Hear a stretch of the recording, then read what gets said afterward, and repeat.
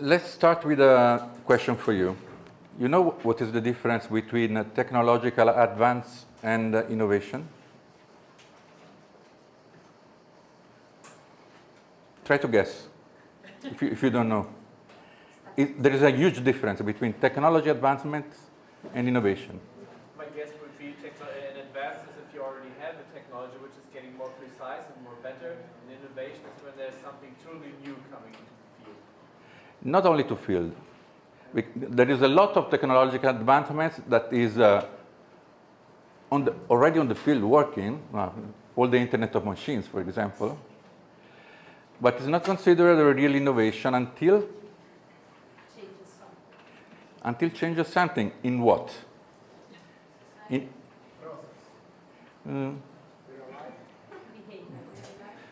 human life. It's not give it for granted. No. Basically, innovation is a technological advance that makes sense for humans. That humans perceive it as an advantage. And it's a huge difference. We will use many times innovation as a synonymous of technological advance, but there is a huge distinction. I want us to agree about that. So, you are supposed to be designing advancement in human life, making quality of life better as experts in the field that you are expert in. And usually we thought that disability was a characteristic of the human being, being disadvantaged. Actually, even the WHO changed their mind and focusing on a systemic approach, because disability is a mismatch between the human characteristics and the environment, the characteristics of the environment they are working, living, or having any kind of experience in. The things are complicated because the human diversity is increasing, not because before there were not enough human diversity. It's because there is an increasing awareness on the level of diversity that is present in our society. And increasing the diversity make the mismatch between environment and human beings harder. The newest vision of disability is that is something in the relationship between the human and the environment that is canceling the opportunity of an interaction. Interaction not only with other humans. We are talking about interaction with services, we are talking about interaction with devices. So if there is something in the context, in the mismatch between you and the context, you are disabled because you have not the chance of creating a relationship with something or someone. Looking at the problem from this perspective increases the responsibility of designers.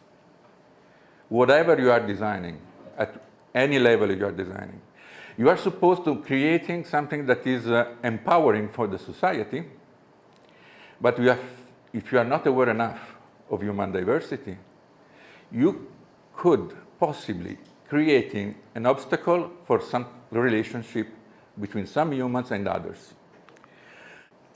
The pace of evolution of technology and society is increasing, speeding a lot in the last decades. And this increasing of speed of changing is increasing the risk of caused disabilities. One of the most important causes of this increasing pace of disability creation is that the technology is changing at a very fast speed and is more and more movable. It means that the context is fluid, and so are the humans. So if you design something in a traditional way, it means you make a product specification, you make a project specification based even on the needs that you have understood with the observation of a sample of persons that is significative. You may arrive to a solution that has not taken into account a lot of factors that were hidden. And if your solution is not flexible enough to adapt to the change of the environments, you will create disabilities. This is a typical approach of traditional design. You have the designer mindset that wants to use all the most advanced technology to achieve the biggest performance from your designing device, the device you are designing, and you don't consider that a lot of people do not have the same technological understanding that you have, and that your advancement in performance is a cause of disability. The same fact that you are using high performances can exclude people from taking advantage from your inventions. For example, in healthcare, you know that one of the biggest issues in healthcare is human error. A lot of deaths are caused by human errors in operations room and providing cure. Many of the human errors are due to an inefficient training of personnel.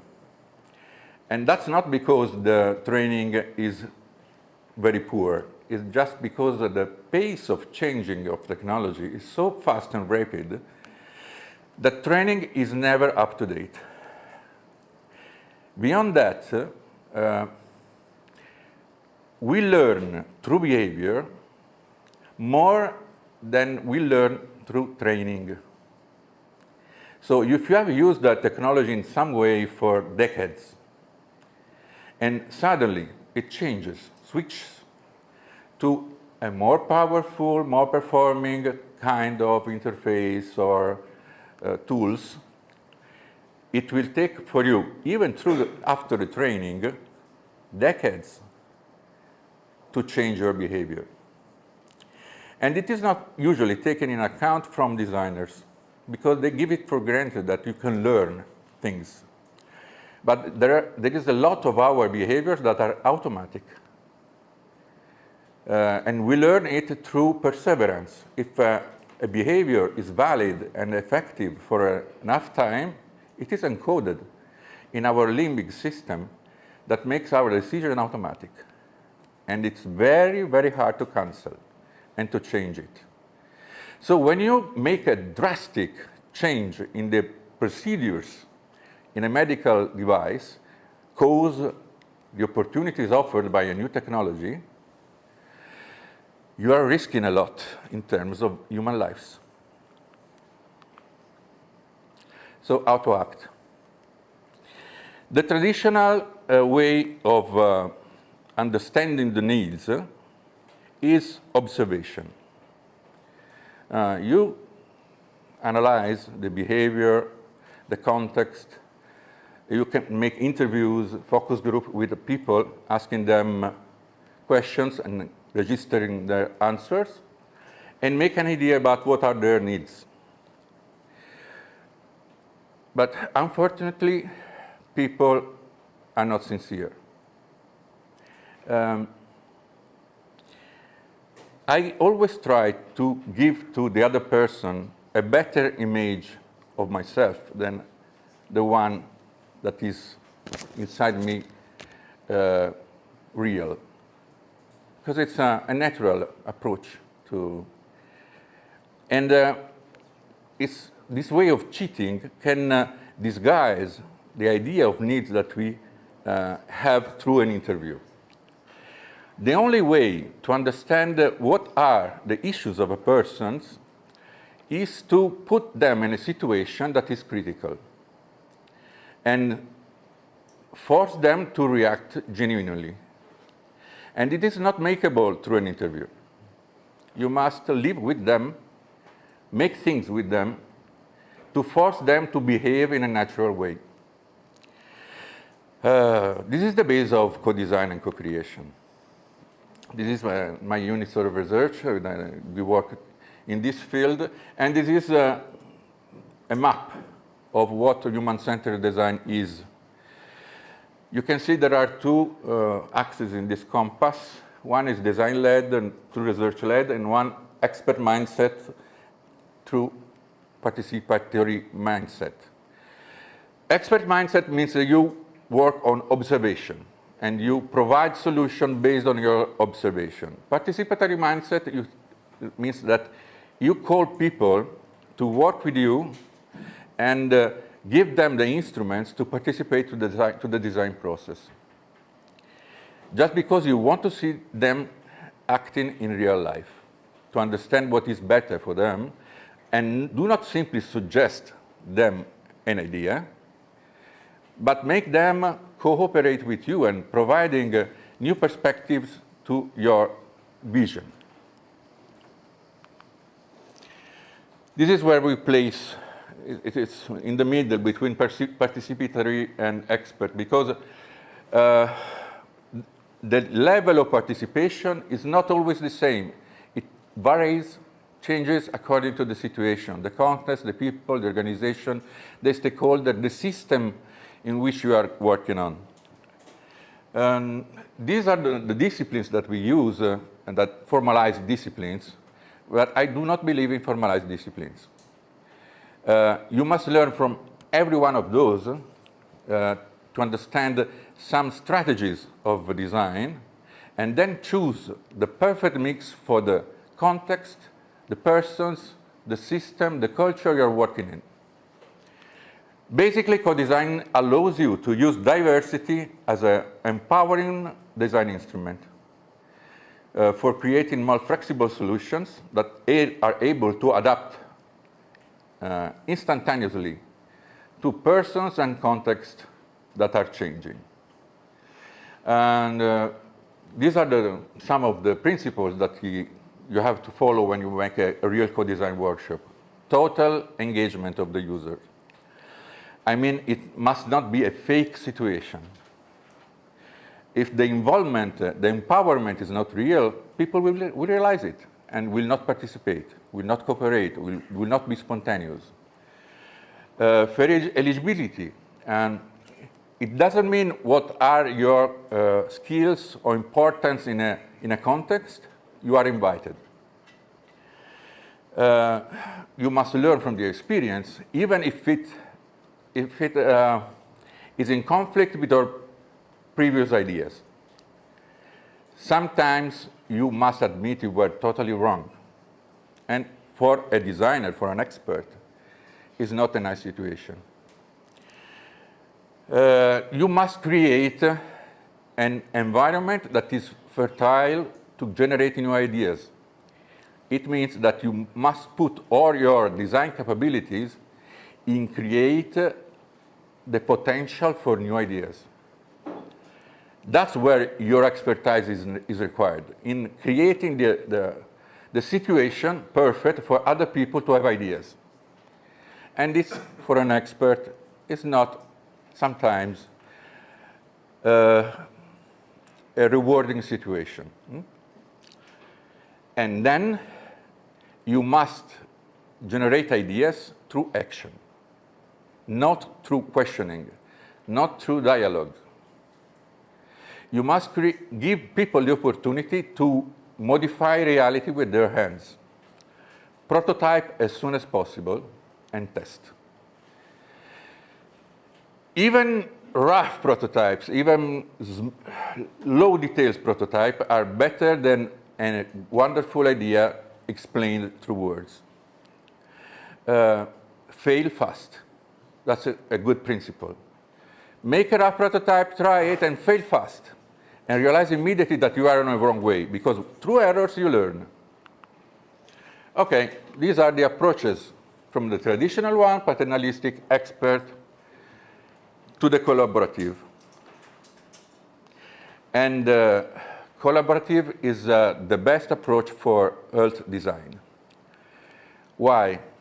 Because illness is a situation where people are the most defensive attitude, have the most defensive attitude. When you are wounded, when you feel weak, you lie, you do whatever to survive. You are in that kind of approach. So if you are not in a comfortable situation where you think everyone is trying to help you, you do not be sincere. You are not sincere. And you don't show your weakness, you don't show your problem. Beyond that, when you make a question to anyone about what is his problem, he answers with a solution, not with a problem. Because if he was aware perfectly of the problem, probably he would have done something to solve it. For example, if you ask to a mother of 5 children, what does she need to make her life easier? She would say a larger car. No? She would not say maybe a parking space at the school. She would not say a service that come and take the children before they make breakfast so I can relax. Because that would feel herself guilty. She wouldn't tell you. But if you would be able, as a designer, to provide a service like that, do you think she would not be happy? That's the problem with interviews. It's very hard to have a sincere answer. And not because people are liars. Because people try to defend the idea of a better self that they have. Cultural conditioning and so on. Co-design is a design activity beyond the process, even before the process. You as designer have to create an experience that make people really provide new ideas. These are the advantages. Sometimes people that you would not have ever involved in the project because you consider them as secondary stakeholders can provide a view on the problem that is more genuine and deep than the other ones. Mutual consideration in a group is part of the solution. Sometimes in complex organizations, just talking to each other in a fair way is a starting of a process of finding the solution for a better future. And so on. Every experience, in my experience, every working group, every workshop, every event in co-design is empowering and enriching for everyone who participates, even for the organizers. I have a lot of experience in understanding people's needs because of the many experience of co-design that I had. You meet real people, and sometimes something like this happens. Automatic systems are fine, but in the end, you don't feel comfortable because you can't say thank you. This is a co-design workshop where we are trying to define an IoT system to make elderly people more autonomous.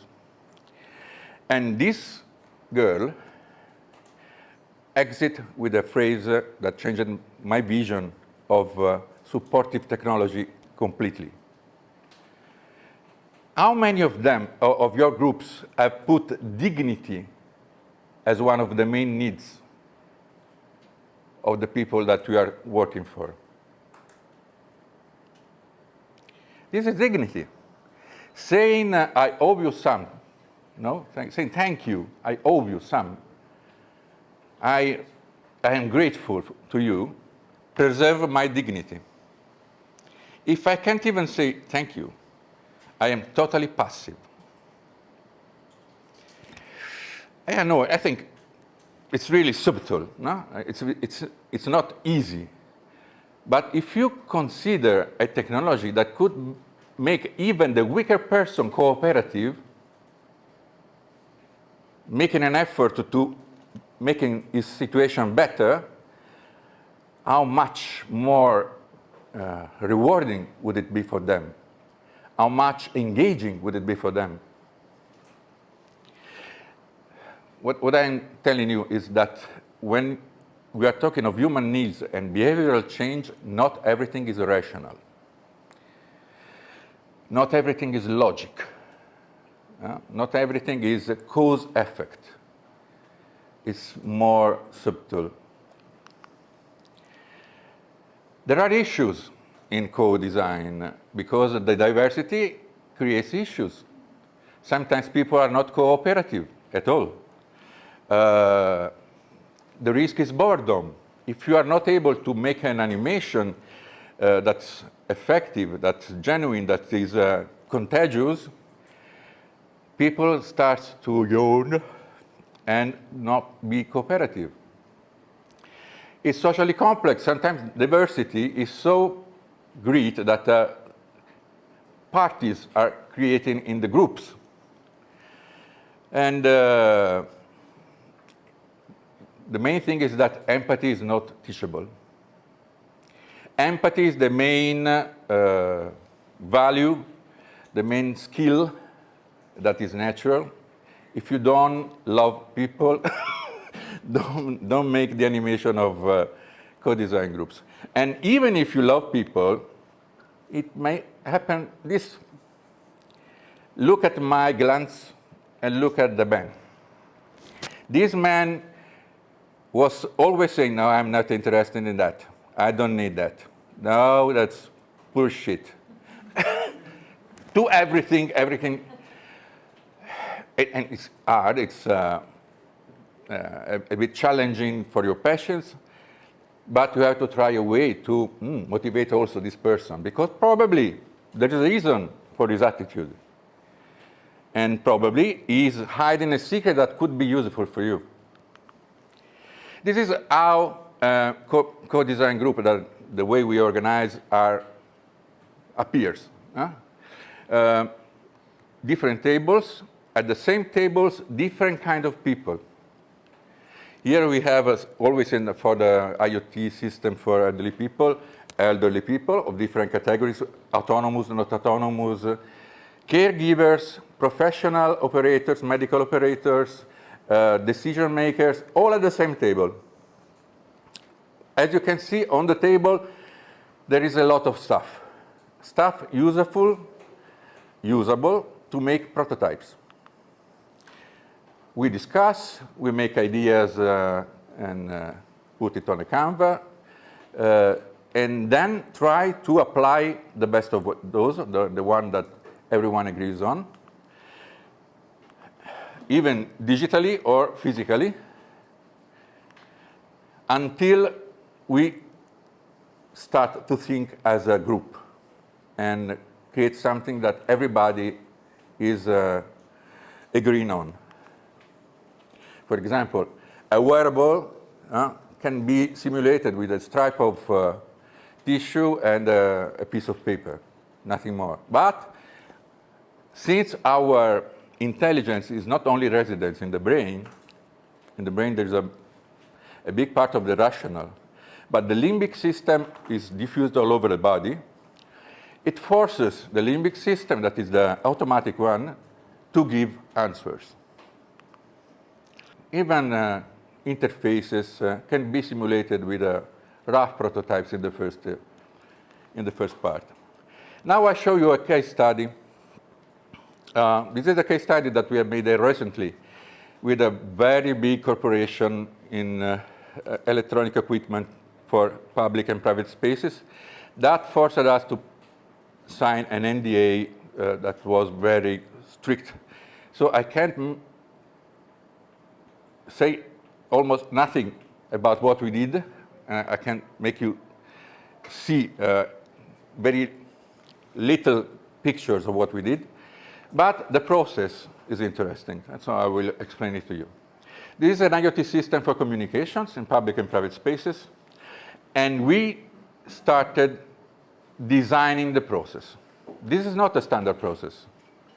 We decided to make 2 workshops according to the resources that we had.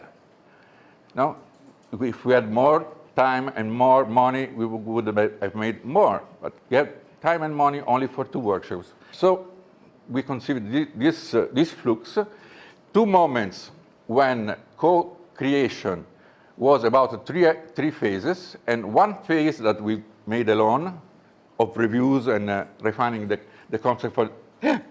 When you make a workshop, even in the first phases, you have usually to make a discussion, no, because you must explain the problem and so on. Don't use only words, even for that. We use picture or tactile cards, audible cards, sounds, speeches, and so on, that provoke a reaction immediately. We designed a modular prototype for the first meeting. What it means? It means it was made of parts that could be attached together in different situations, just like Lego. And that was a working prototype with a digital interface already on, just to have a feedback about the possibilities. And then we made interface prototypes there. We had also stakeholders that were connected from abroad, from external positions.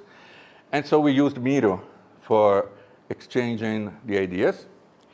But on the table, there were stuff to make the prototypes, and the prototypes were tested immediately.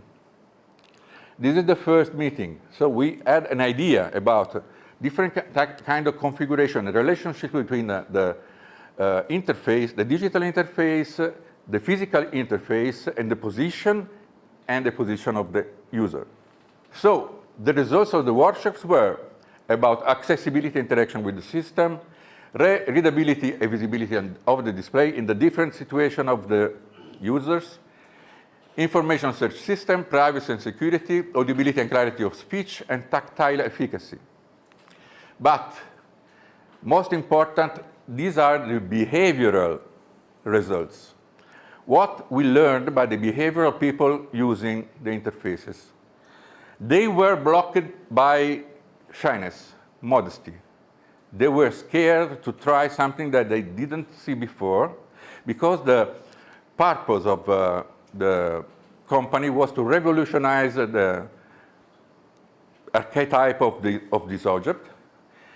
Another thing that were completely undervaluated was that users don't live alone. They are always, sometimes, very often, accompanied by other people, and the mutual interaction between people change the way they behave with the object. And it was very hard to forecast it before without any hint. The other part is that concrete things are hard to forget. That was something that I told you before. A change in the archetype made people feel lost, because they have this procedural map in mind that they are not aware of, that keep on making errors because they are following the usual way of behaving. And there is not bad weather, but only a bad equipment. It's a sentence from Baden-Powell, the founder of the Boy Scouts. It means they also underestimated, since it's for open spaces and closed areas, the impact of the weather on the relationship between the object and the persons.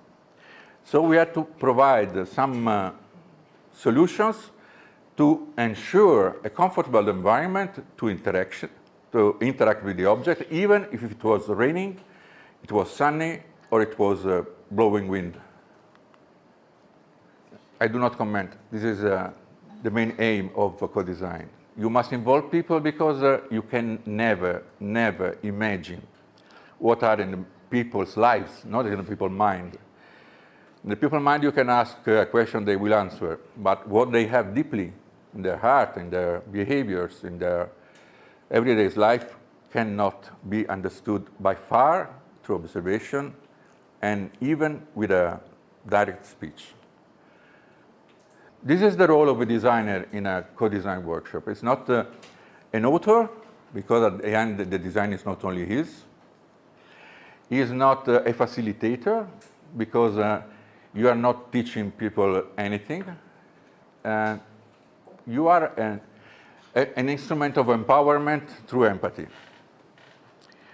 It's not easy. It's not easy. Not everybody is good for this role, but we work in team. If you are not an empathic person, you can take notes. It's important to have every kind of role effective, not to distract people from the experience. Because if you are the empathic person and take notes, you lose the eye contact. If you are the empathic person that is motivating people, you cannot take notes. Boredom is the enemy. You must keep people engaged every time. It's a short time. A workshop doesn't last forever, but it's must be an intense experience. Otherwise, it doesn't work. Thank you.